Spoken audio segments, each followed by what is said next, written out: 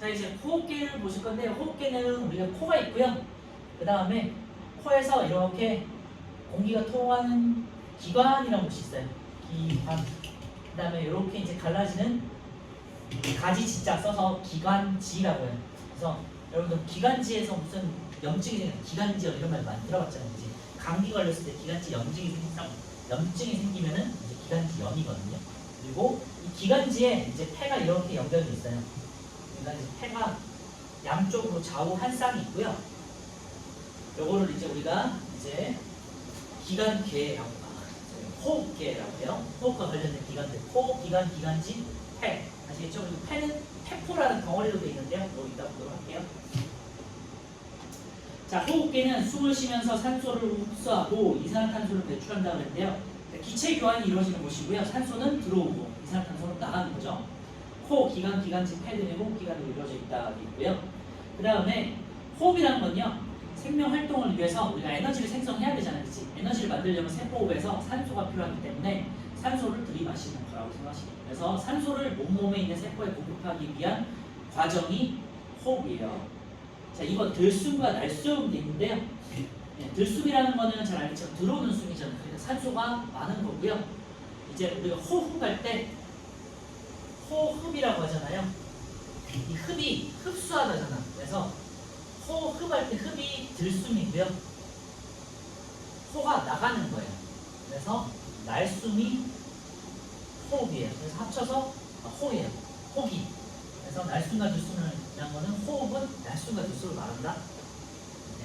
그 들숨이라는 건 산소가 많은 거고요. 날숨은 이제 이산화탄소가 많은 숨이에요. 들숨은 들이쉬는 숨, 날숨은 나가는 숨, 내쉬는 숨이 되겠고요. 성분은 날숨에는 이제 산소는 적고 이산화탄소가 많겠죠. 그리고 들숨은 산소가 많겠죠. 이거는 그냥 기본적으로 생각해 주시면 될 것 같고요. 자, 호흡기의 구조 다시 한번 보시면요. 코를 통해 가지고 산소나 공기가 들어오면요. 기관을 거쳐서 나눠진 기관지로 이렇게 나눠지고요. 폐를 둘러싼 이제 뼈가 있죠. 여기 이제 우리 몸을 만져보시면은 이게 앞에가 단단하잖아요. 여기가 갈비뼈예요, 갈비뼈. 갈비뼈 안에 이제 흉곽이라고 하는 갈비뼈 안에 이제 폐가 들어가 있고요. 이 아래쪽에 이렇게 얇은 막이 있어요. 이거를 우리가 가로로 된 막이라고 해서 가로막이라고 해요. 그리고 좀 생물학에서는 횡격막이라는 표현도 써요. 가로로 이제 격리하는 막 이런 뜻이에요. 횡격막. 그리고 가로막이라고 이제 한글로 표시하기도 하고요. 여러분들 갈매기살 들어봤나요? 갈매기살? 알아? 갈매기살이 요 가로막살이에요. 갈매기 그러니까 뭔가 갈매기를 생각할 수 있지만 여기 이제 갈비뼈 아래쪽에 있는 가로막을 우리가 옛날 말로 갈매기라고 할 때 갈매기살이라고 하는 거고요. 특수 부위에 해당되겠죠. 돼지고기.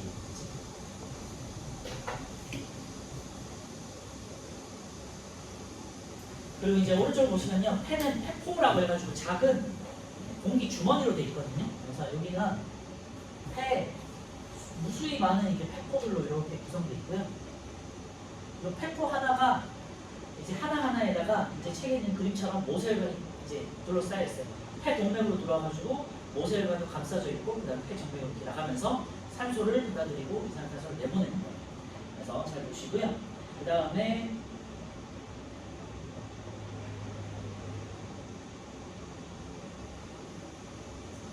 폐포가 우리 몸에 좌우 합쳐서 한 3억 개가 있다고 해요.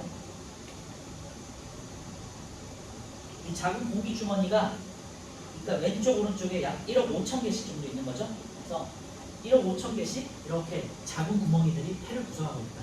생각하시고 합쳐서 약 3억 개의 작은 공기 주머니가 따뜻하게 붙어 있다고 생각하시면 되고요. 이걸 어디서 볼 수 있냐면 우리 좋아하는지 잘 모르겠지만 수대 같은 거 들어보시면은 폐 있죠, 폐. 그치? 폐 먹으면 안 돼? 허파? 순대할 때 순대에서 이제 내장기관 중에 간발 허파라고 해가지고 물컹물컹한 거 주잖아요. 그거 한번 보시면요, 이렇게 미세한 구멍들이 잔뜩 있는 걸 볼 수 있어요. 나중에 순대 먹을 때 다시 한번 보도록 하세요. 자, 공기가 이동하는 경로는요, 코로 들어와가지고 기관을 거쳐서 기관지로 나누어서 폐에 있는 폐포로 이제 나눠진다라는 거고요. 오른쪽에 있는 2번 보실게요. 들숨과 날숨의 성분이 있는데요. 이거 잘 알죠? BTB 같은 경우는 이산화탄소가 많으면 노란색이 되는 거 우리 광합성할 때 기억나요? 그래서 만약에 이제 우리가 날숨을 쉬면요, BTB 용액은 노란색이 되겠죠? 산성이 되면서. 혹은 석회수 같은 경우는 뿌옇게 되겠죠. 그래서 날숨에 이산화탄소가 많다는 걸 확인할 수 있어요. 자, 이번에 이제 구조와 기능 왼쪽을 보실 건데요. 코는 차고 건조한 공기를 따뜻하고 축축하게 만든다 되어 있는데요. 코 안에는요, 이제 점맥들이 들어있어서 코를 만져보시면은 되게 끈적끈적하잖아, 그지? 그런 점맥층이 있어요. 왜냐면 먼지나 세균 같은 걸 걸러내야 되고요. 그 다음에 우리 앞에서도 했지만 코에는 점액층이 있어서 화학 물질들이 달라붙잖아, 그지? 그 화학 물질을 통해 가지고 우리 후학 세포들이 냄새를 맡는 거죠. 그래서 화학 전달 물질들이 기체 성분의 화학 전달 물질, 기체 상태의 화학 전달 물질들이 달라붙을 수 있도록 점액 성분으로 되어 있다는 거고요. 그 다음에 세균이라든지 먼지 같은 것이 달라붙어서 딱딱해지는 코딱지. 콧속은요, 그리고 가는 털들이 있죠. 먼지 등을 걸러주기 위해서 털이 있고요. 끈끈한 액체인 점액 성분으로 되어 있다. 자, 기관을 보실게요. 기관의 안쪽 벽에는 선모라는 털이 있어요. 우리 기관은 보이진 않지만요, 이 안쪽에도 선모라는 털이 있어서 먼지 같은 것도 걸러주고요. 그 다음에 이렇게 쓸어 내려주는 역할을 해요. 선모에다가 밑줄에 놓으시면 되고요. 그래서 먼지나 세균 등을 거르는 역할을 한다. 기관은 기관지로 갈라지고요. 좌우 폐와 연결되고요. 기관지는 폐 속에서 더 많은 가지로 갈라지면서 폐포와 연결된다. 그래서 우리 폐에서는 가장 중요한 게 폐포라는 걸 기억해 주시면 될 것 같고요. 폐는요, 가슴 속에 좌우 한 개씩 있고요. 정확 네, 보시면은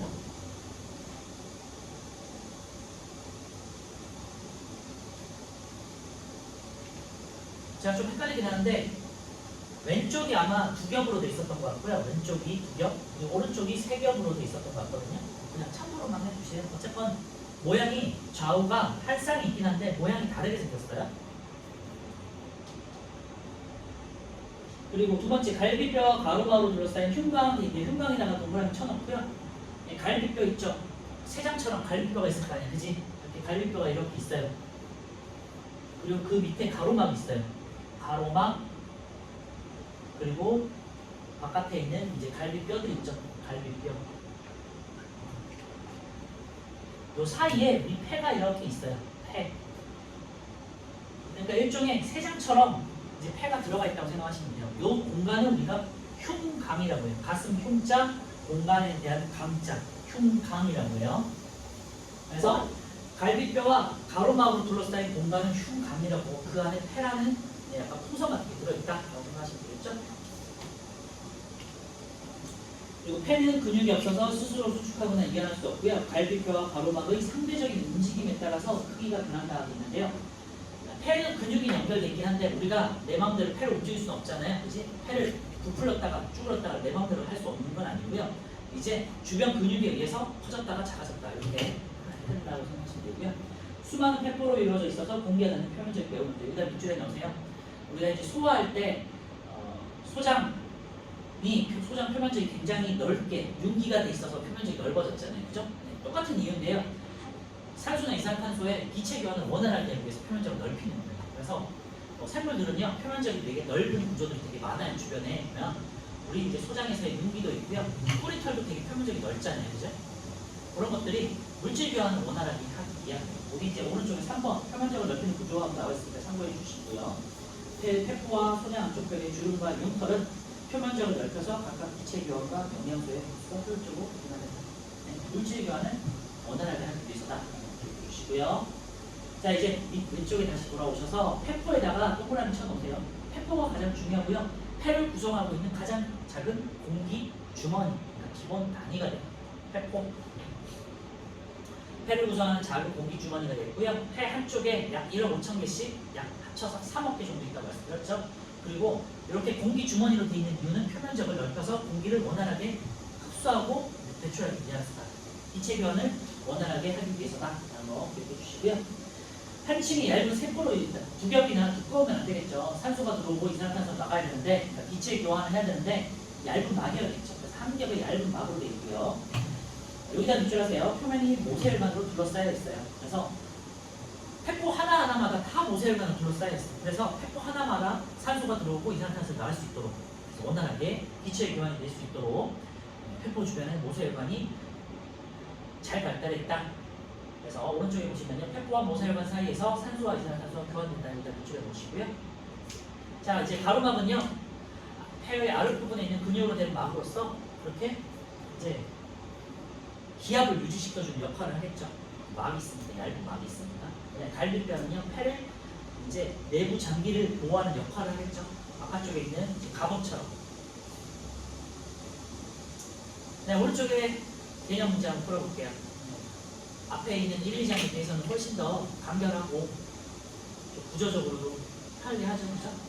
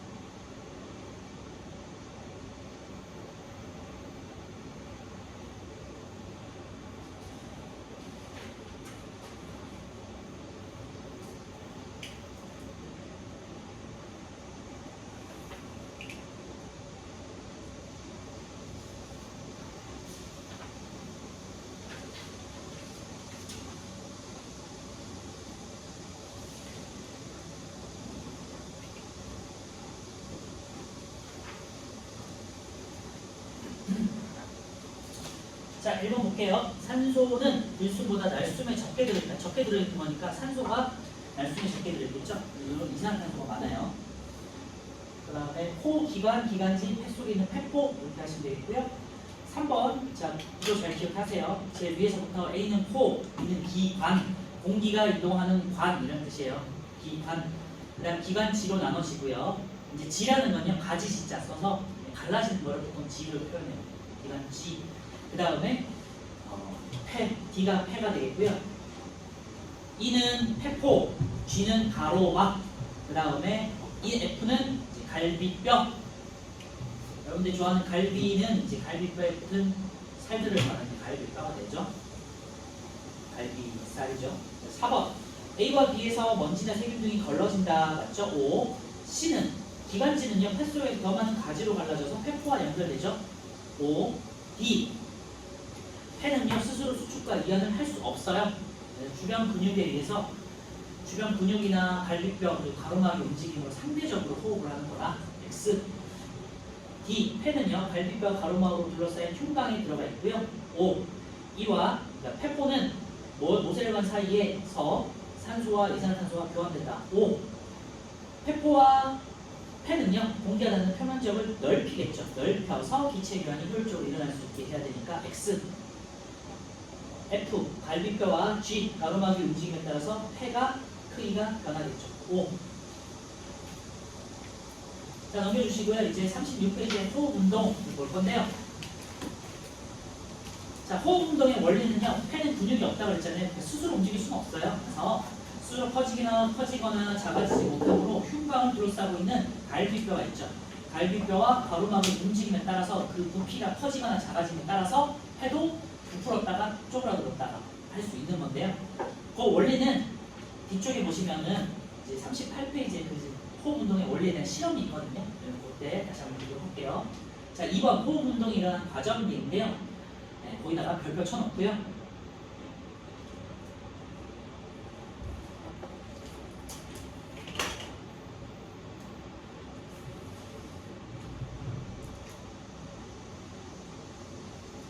자, 갈비뼈라는 곳이 있고요. 갈비뼈에 이제 근육이 붙어 있으니까 우리가 공기가 통하는 것이 아니잖아요. 그치? 공기가 뭐 빠져나가고 새나는 게 아니에요. 그러니까 밀폐된 곳이죠. 밀폐된 곳이고 가로막도 이렇게 밀폐를 시키려고 공기를 막아둔 거잖아. 그러니까 이 안에는 어느 정도 공기가 차단된 곳이에요. 이 사이에서 공기가 들어오고 나갈 때 폐가 어떻게 되는 걸 볼 거예요. 자, 그럼 하나씩 볼 건데요. 왼쪽에 있는 들숨을 볼 건데 들숨 하나가 이해되면은 날숨도 이해가 될 거예요. 들숨은 이제 들어오는 거니까 흡기가 되겠고요. 자, 숨을 들이마셔요. 들이마시면은 들이마셔 보세요. 하면 갈비뼈가 어떻게 돼요? 올라가죠. 갈비뼈가 올라가. 그리고 숨을 들이마시면 갈비뼈는 올라가고요. 그리고 가로막은 어떻게 돼요? 밑으로 내려가겠죠. 그지? 가로막은 내려가요. 이건 직접 해보시면 알 수 있어요. 외우는 거보다는. 그러면 갈비뼈가 올라가고 가로막이 밑으로 내려가면요. 어떻게 돼요? 흉곽이라는 곳은 흉곽의 부피는 커지겠죠. 흉곽 부피가 커져요. 흉곽 부피가 커지면 같은 공간에서 부피가 커지면 압력은 낮아져요. 왜? 공간은 커지는데 기체들은 이제 거의 밀폐된 곳이면데 기체의 움직임은 이제 더 넓어졌으니까 충돌이 더 적어질 거 아니에요. 그치? 그러니까 내부에 있는 압력은 낮아져요. 그래서 내부 압력은 내압이라고 하는데 이게 흉곽에 있는 내압은 낮아져요. 그러면 어쨌건 흉곽 부피가 커져. 그러면 폐도 어떻게 될까요? 따라서 같이 커지겠죠. 왜냐면 흉곽에 있는 요 안쪽에 있는 내부 압력이 낮아지니까 폐가 바깥쪽으로 이렇게 커질 수 있겠죠. 그래서 폐 부피가 커져요. 똑같은데 폐 부피가 커지면 폐 안쪽에 있는 폐 내부 압력도 폐 내부 압력은 낮아져요. 그러면은 봐봐요. 공간은 넓어졌어. 그리고 폐는 커졌어. 그럼 어떻게 될까요? 바깥쪽이 여기 지금 내부 압력이 낮아졌다고 그랬잖아요. 대기압보다 내부 압력이 낮아진 상태야. 그러면은 공기는 어떻게 움직이죠? 기압이 높은 곳에서 기압이 작은 곳으로 움직이잖아. 그치? 그러니까 바깥에서 안쪽에 있는 폐 내부 압력이 낮아졌으니까 바깥쪽에서 안쪽으로 자연스럽게 공기가 이렇게 쑥 들어오는 거야. 쑥 이렇게 들어오는 거야. 그래서 이제 공기가 들어와요. 공기 들어오고. 그래서 이제 여기 이제 들숨이에요. 그래서 숨을 한번 쉬면 갈비뼈가 올라가고 가로막이 내려가면서 부피가 커지고 내부 압력은 작아지니까 바깥에서 안쪽으로 이제 들어온다. 이렇게 이제 정리가 되겠고요. 그래서 들숨 같은 경우는요, 폐 내부 압력이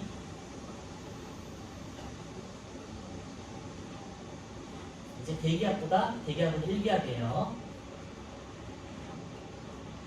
작아지기 때문에 자연스럽게 공기가 이렇게 쑥 들어옵니다. 그래서 왼쪽에 들숨 옆에다가 이거 하나 적어놓으세요. 폐 내부 압력보다 대기압이 크다. 아니, 대기압보다 폐 내부 압력이 작으니까 공기가 이렇게 들어오겠죠. 그래서 공기가 폐 속으로 들어온다. 이거 하나 적어주시면 될 것 같아요. 그래서 외부에서 공기가 이렇게 들어오는 거고요. 날숨은 이제 요 반대죠. 호기라고 하고요. 그 다음에 날숨. 공기를 쉬어봐요. 하고 쉬어봐. 그럼 어떻게 돼? 갈비뼈가 이렇게 들어가죠. 안쪽으로 들어가죠. 갈비뼈가 들어가고 그 다음에 가로막은 이제 상대적으로 올라와요. 공기를 뱉었으니까 여기 있다 받치고 있는 가로막은 이렇게 딸려서 올라오겠죠. 그러면은 흉곽은 어떻게 돼요? 갈비뼈는 내려가고 가로막은 올라왔으니까 흉곽은 쪼그라들겠죠. 흉곽 부피가 작아지겠지.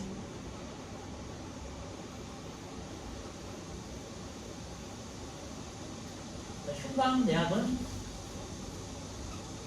공간이 좁아졌으니까 압력은 커지겠죠.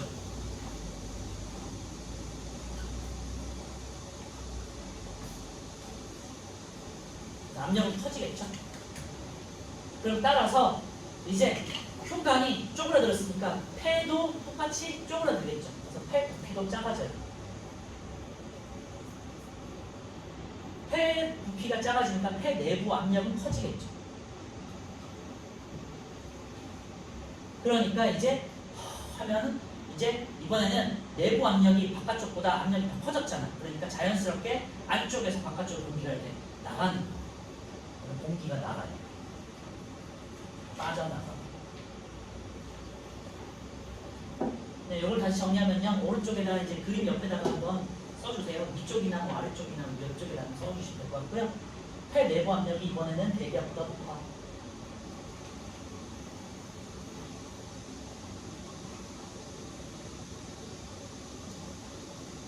그래서 공기가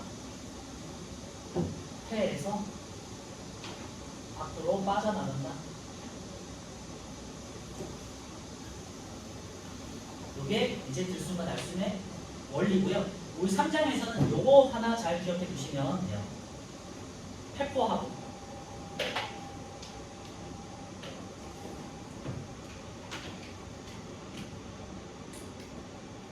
책을 한번 볼게요. 자, 호흡 운동이 일어나는 과정이 있는데요. 왼쪽에 이제 들숨은 이제 흡기가 되겠고요. 네, 갈비뼈가 올라가고 가로막이 이제 내려가요. 가로막이 내려가면 이제 흉곽 부피가 커지고 흉곽에 있는 내부 압력, 내압이라고 하는데 이게 이제 낮아지겠죠. 공간이 넓어졌으니까 내부 압력은 낮아지겠지, 그치? 그리고 폐 부피는 따라서 커지고 폐 내부 압력도 이제 낮아지죠. 그러니까 바깥에서 안쪽으로 공기가 자연스럽게 쑥 들어오겠죠. 그리고요, 이제 날숨을 보시면요, 날숨은 호기라고 하는데 갈비뼈가 이제 내려가요. 가로막은 올라가. 그럼 흉곽 부피는 작아지고 흉곽 내부 압력은 커지면서 자연스럽게 폐 부피도 작아지고 폐 내부 압력도 커져요. 그러니까 폐 내부 압력이 바깥쪽보다 더 크니까 바깥쪽에 이렇게 공기가 빠져나가는 거죠. 그렇죠? 3번에 이제 들숨과 날숨이 일어날 때 몸의 상태 비교 한꺼번에 한 게 있는데요. 들숨은 갈비뼈가 올라가고 가로막은 내려가고요. 흉곽 부피는 커져요. 커지면 동그라미 쳐놓고요. 그다음 흉곽 압력은 제가 낮아진다고 그랬죠. 그리고 폐 부피 커지면 여기다 동그라미 해놓으세요. 그래서 들숨은 흉곽이 커져서 따라서 폐도 같이 커지는 거예요. 그래서 내부 압력이 낮아지니까 밖으로 공기가 빠져나가, 공기가 들어온다. 이렇게 생각하시면 되겠고요. 날숨 같은 경우는 갈비뼈가 내려가고 가로막이 올라가면서 흉곽 부피는 작아져요. 쪼그라들어. 그러니까 폐 부피도 작아지면서 공기가 안쪽에서 바깥쪽으로 빠져나가겠죠. 내부 압력이 더 크니까. 그치? 이게 이제 기체 교환의 원리가 되겠고요. 기체라는 거는 우리가 고농도에서 저농도로 확산으로 의해서 이제 이루어지기 때문에 양이 많은 것에서 적은 곳으로 이루어지기 때문에 이렇게 호흡 운동이 일어나는 거예요. 자, 오른쪽에 5번은 볼게요. 폐는 근육이 없어서 스스로 커지거나 작아지지 못하므로 갈비뼈와 이제 그리고 가로로 쳐져 있는 가로막의 움직임에 의해 호흡 운동이 일어난다 되겠죠. 자, 6번 한번 체크해 보세요. 7번까지 체크해 보시면 되겠네요.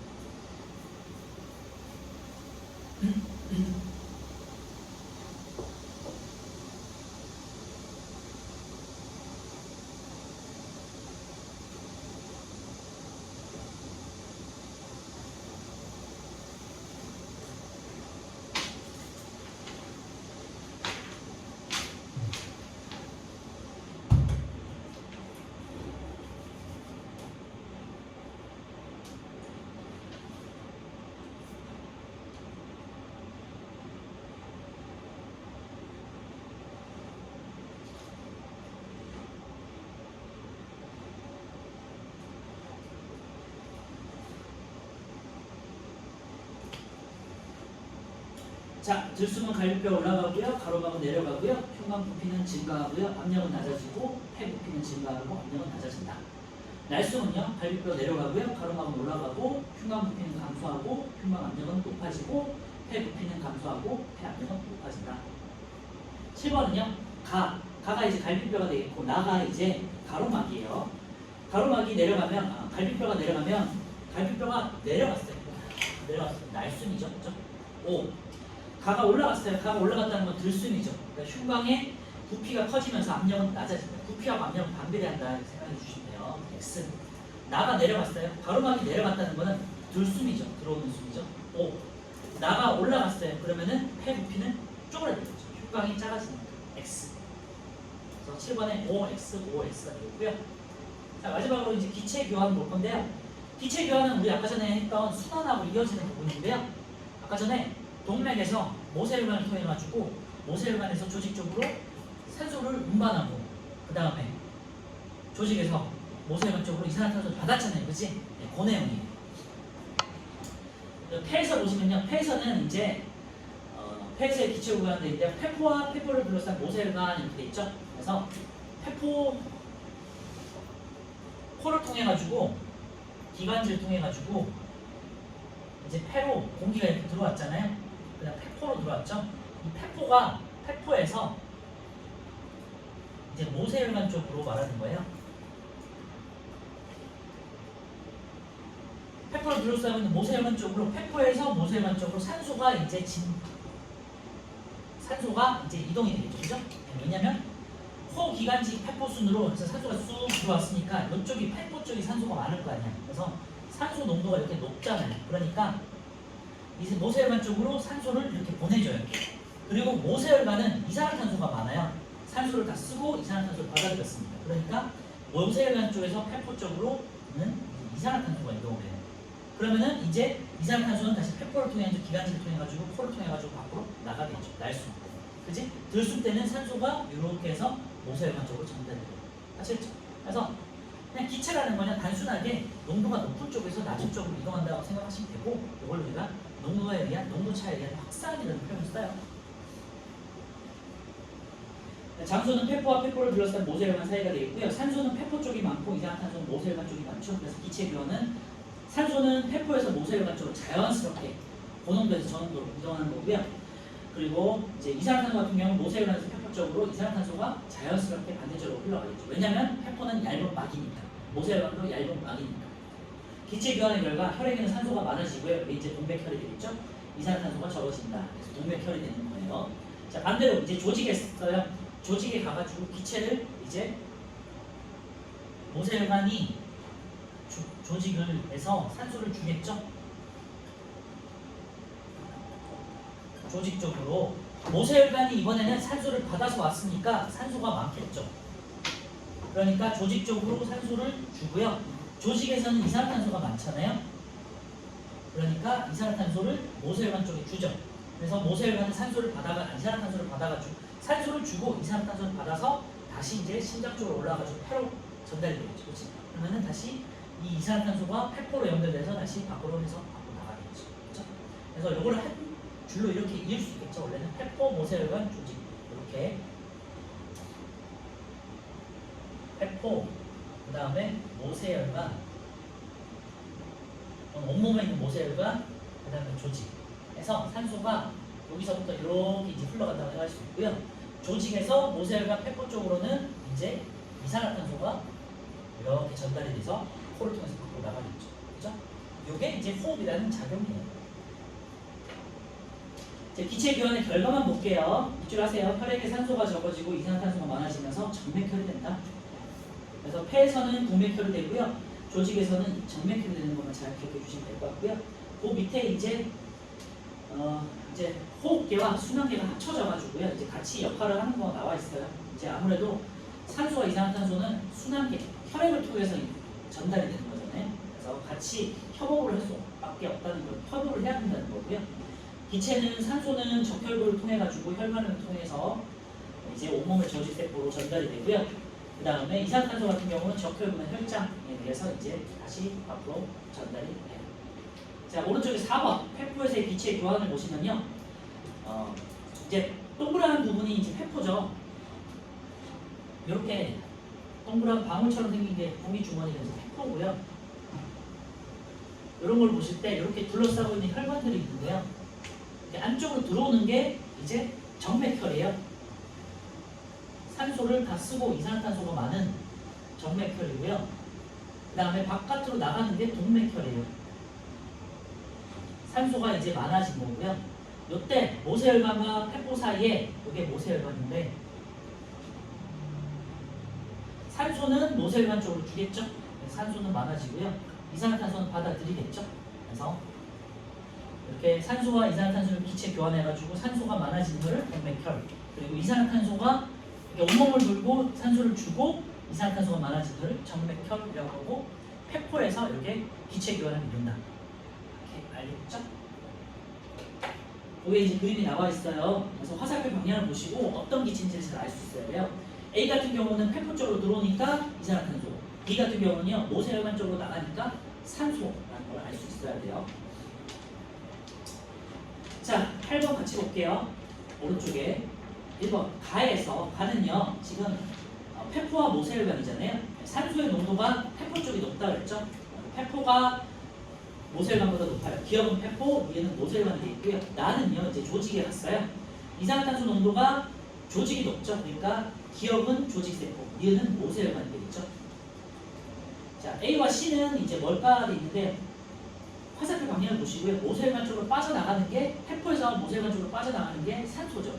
그러니까 A, C는 산소예요. 그리고 C는 조직세포 쪽으로 빠져나가니까 산소. 그리고 D와 B는 이제 B와 D는 이산화탄소가 있죠. A, C는 산소, B, D는 이산화탄소. 그래서 화살표 방향을 보시고 기체가 무엇인지를 판단할 수 있어야 되고요.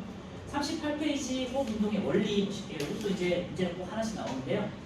이제 모형을 만들어요. 이런 식으로 플라스틱 컵에 빨대를 이제 고정을 시키고요. 빨대가 기관이 연결되었죠. 그리고 안쪽에 있는 작은 빨대가 기관지가 되겠고요. 그 다음에 기관지에 연결된 이제 풍선이 폐 역할을 하는 거예요. 그 다음에 고무막 파란색이 이제 가로막이 되겠죠. 그래서 밑에 있는 가로막을 잡아당겨요. 그럼 어떻게 되니? 들숨인 거잖아, 그지? 그래서 내부 압력이 이제 작아지기 때문에 그러면은 고무 풍선이 부푸는 걸 확인할 수 있어요. 폐가 부푼다는 거고요. 그 다음에 3번 고무막을 이번에는 밑에서 위로 올려요.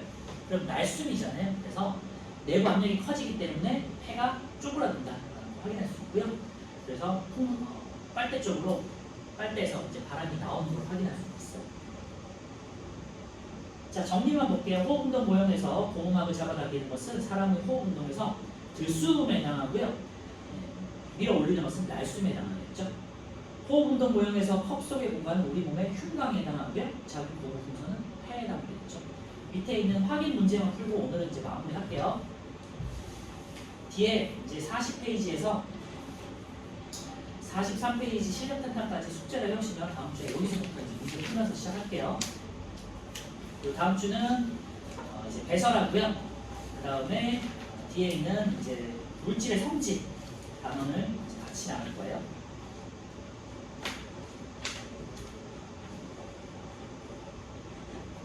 이제 5단원까지 중요하고 많이 외우고 이제 시험에 많이 나온 중간고사 파트들은 이제 제가 좀 자세히 했고요.